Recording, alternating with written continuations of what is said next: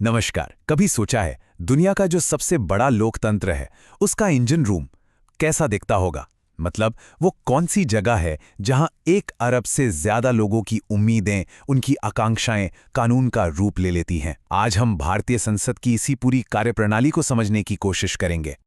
तो सवाल यही है कि भाई इतने बड़े और इतने विविध देश को चलाने वाली जो मशीनरी है वो आखिर चलती कैसे है। देखिए, ये कोई आसान पहेली तो है नहीं, लेकिन इसका जवाब हमारे संविधान में ही छिपा है। तो चलिए थोड़ा और गहराई में चलते हैं। आप यकीन करेंगे ये सब कुछ संविधान के सिर्फ एक लेकिन बहुत ही शक्तिशाली आर्टिकल से शुरू होता है। आर्टिकल 79। यही वो आर्टिकल है जो हमें वो बुनियादी ढांचा, वो ब्लूप्रिंट देता है जिस पर हमारी पूरी की पूरी पार्लियामेंट्री सिस्टम टिकी हुई है। अच्छा, तो ये ढांचा है क्या? देखिए, ज्यादातर लोग जब संसद के बारे में सोचते हैं तो उनके दिमाग में एक इमारत आती है या शायद एक हाउस। लेकिन असल में कहानी थोड़ी अलग है। ये 3 अलग अलग हिस्सों से मिलकर बनती है। हाँ, तो ये 3 हिस्से कौन से हैं? सबसे पहले भारत के राष्ट्रपति, फिर आते हैं 2 सदन। एक है राज्यसभा, जिसे राज्यों की परिषद भी कहते हैं, और दूसरा है लोकसभा, यानी लोगों का सदन। वैसे तो राष्ट्रपति संसद का एक बहुत जरूरी हिस्सा है, लेकिन आज हम अपना पूरा ध्यान उन 2 सदनों पर रखेंगे जहां कानून बनाने का असली काम होता है। तो चलिए अब इन दोनों सदनों की कहानी को थोड़ा और करीब से समझते हैं। लोकसभा और राज्यसभा। यूं को ये दोनों पार्टनर हैं, साथ काम करते हैं, लेकिन इनकी भूमिकाएं, इनकी शक्तियां और इनकी बनावट एक दूसरे से काफी अलग हैं। अब जरा इस स्लाइड को देखिए। ये सिर्फ एक टेबल नहीं है, ये हमारे लोकतंत्र की बनावट का पूरा ब्लूप्रिंट है। आप इसे ऐसे समझिए, लोकसभा जो है वो देश का इंजन रूम है, एकदम तेज, ऊर्जा से भरा हुआ और सीधे जनता की नब्ज पर हाथ रखने वाला। हर 5 साल में ये भंग हो जाता है ताकि नई एनर्जी आ सके। वहीं दूसरी तरफ राज्यसभा एक रिव्यू बोर्ड की तरह है, एक अनुभवी सलाहकार समिति जो जल्दबाजी में लिए गए फैसलों पर ब्रेक लगाती है, और ये कभी भंग नहीं होती, जिससे एक स्थिरता बनी रहती है। तो एक इंजन है और एक ब्रेक, और दोनों मिलकर ही गाड़ी को सही दिशा में आगे बढ़ाते हैं। और इन दोनों में, मतलब इंजन रूम और रिव्यू बोर्ड में, जो सबसे बड़ा फर्क है वो है इनके चुनाव के तरीके में। लोकसभा के जो सदस्य हैं उन्हें हम और आप यानी देश की जनता सीधे चुनती है, तो ये सदन सीधे सीधे लोगों की इच्छा को दिखाता है। वहीं दूसरी तरफ राज्यसभा के सदस्यों को राज्यों के चुने हुए विधायक चुनते हैं, इसीलिए इसे राज्यों का प्रतिनिधि सदन कहा जाता है। अब बात करते हैं कार्यकाल की। ये फर्क भी बहुत जरूरी है। लोकसभा का कार्यकाल होता है 5 साल का। इसका मतलब देश में जो भी राजनीतिक माहौल चल रहा है उसका सीधा असर इस पे दिखता है। वहीं राज्यसभा का मामला अलग है। यहाँ सदस्यों का कार्यकाल 6 साल का होता है और हर 2 साल में सिर्फ 1/3 सदस्य रिटायर होते हैं। इससे क्या होता है? एक निरंतरता, एक कंटिन्यूटी बनी रहती है। और हाँ, उम्र का फर्क भी है। लोकसभा के लिए आपकी उम्र कम से कम 25 साल होनी चाहिए, लेकिन राज्यसभा के लिए 30 साल।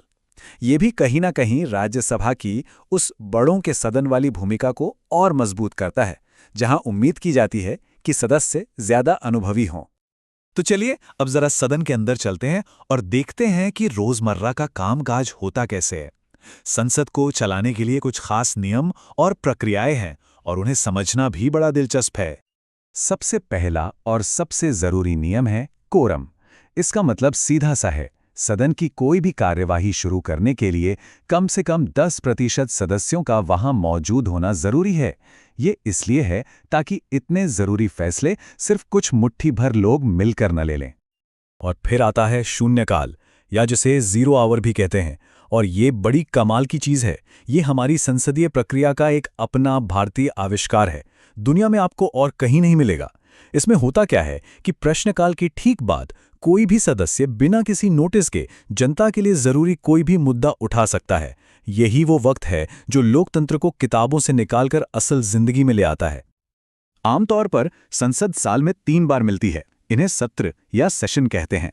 बजट सत्र, मॉनसून सत्र और शीतकालीन सत्र। और संविधान में ये एक नियम है कि किन्हीं भी 2 सत्रों के बीच 6 महीने से ज्यादा का गैप नहीं हो सकता।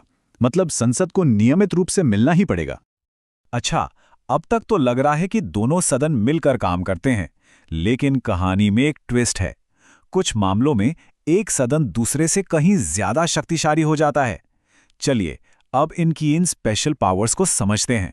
तो जब बात आती है पैसे की, देश के खजाने की या फिर सरकार पर लगाम कसने की, तो वहां लोकसभा का पड़रा भारी हो जाता है। अब सवाल है, ऐसा क्यों? क्योंकि ये सीधे जनता का सदन है। इसको समझने का सबसे अच्छा तरीका है एक मनी बिल यानी धन विधेयक की यात्रा को देखना। कोई भी मनी बिल सिर्फ और सिर्फ लोकसभा में ही पेश हो सकता है, वहां से पास होकर वो राज्यसभा जाता है।